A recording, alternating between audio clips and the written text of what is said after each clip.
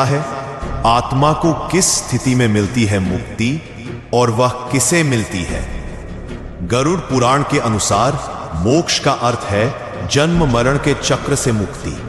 ना फिर कोई शरीर, ना सुख दुख की सीमाएं, ना मोह, ना माया, केवल शुद्ध आत्मा की परम सत्ता में लीन अवस्था। यत्र न गच्छति पुनः देहम, वही है मोक्ष, जहां आत्मा कभी वापस लौटती ही नहीं। जब आत्मा मृत्यु के बाद यमलोक से गुजरती है तो उसके समस्त कर्मों का लेखा जोखा चित्रगुप्त द्वारा रखा जाता है। यदि पापों का बोझ अधिक है, आत्मा को पुनः नरक भेजा जाता है। यदि पुण्य अधिक है, स्वर्ग में थोड़ी विश्रांति मिलती है। लेकिन अगर आत्मा पूर्ण वैराग्य, भक्ति और विवेक के साथ जीवन जिए तो उसे मिलती है मुक्ति। न हर कोई मोक्ष का अधिकारी बनता है।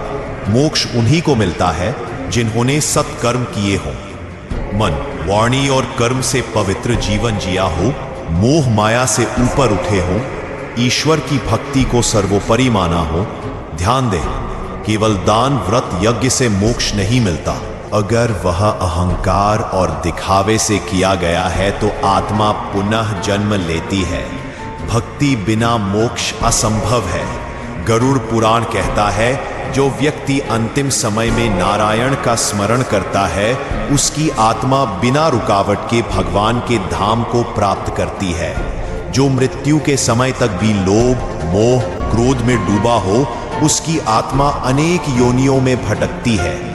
जीवन भर पूजा करके भी अगर अंत समय में अहंकार है तो मुक्ति नहीं। लेकिन जिसने एक बार भी सच्चे हृदय से हरि को पुकारा, वह मुक्त हो जाता है। अग्नि संस्कार, गायत्री मंत्र, श्राद्ध, तर्पण, ये सब केवल माध्यम है। मूल उद्देश्य है आत्मा की मुक्ति। अगर परिजनों ने श्रद्धा से इन कर्मों का पालन किया तो आत्मा को गति मिलती है। लेकिन अगर आत्मा स्वयं जीवन में भक्ति और सत्कर्म नहीं कर पाई तो कोई अनुष्ठान उसे मोक्ष नहीं दिला सकता।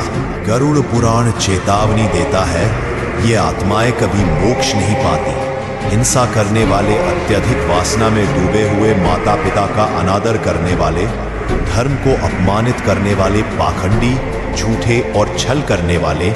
अब सबसे महत्वपूर्ण प्रश्न, आत्मा को मोक्ष कैसे प्राप्त होता है?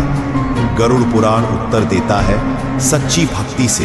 यदि आत्मा भगवान के चरणों में समर्पित हो जाए, ज्ञान से जिसने आत्मा समझ लिया, देह नहीं, वैराग्य से जिसने जीवन के मोहजाल को काट फेंका, कर्म शुद्धि से जिसने हर कार्य में दूसरों का कल्याण चाहा।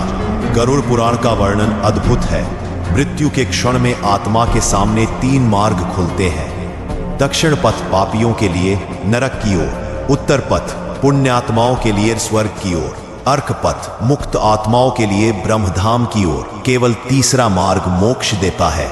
मोक्ष के लक्षण क्या है? अगर आत्मा को मोक्ष मिला है तो उसके संकेत होते हैं। मृत्यु के बाद शरीर से सुगंध आती है, मुख पर शांति और तेज होता है, चित्त में अद्भुत शांति का अनुभव होता है। सपने में परिजन उस आत्मा को प्रकाश में जाते हुए देखते हैं। मोक्ष ही आत्मा की अंतिम मंजिल है। जब तक आत्मा मोह, क्रोध, वासना और अहंकार में बंधी है, वह जन्मों तक भटकती रहती है। लेकिन जो आत्मा सत्य, सेवा और सच्ची भक्ति को अपना लेती है, वह देह छोड़ने के बाद ब्रह्म में विलीन हो जाती है। जीवन छोटा है पर आत्मा अमर है, पर हर बार यह जीवन नहीं मिलेगा। इसलिए जब तक हो, ईश्वर को पहचानो, कर्म को सुधारो और मोक्ष के पथ पर चलो। गरुड़ पुराण कहता है, जागो जब चेतने का समय है, क्योंकि मृत्यु के बाद अवसर नहीं, केवल परिणाम होते हैं।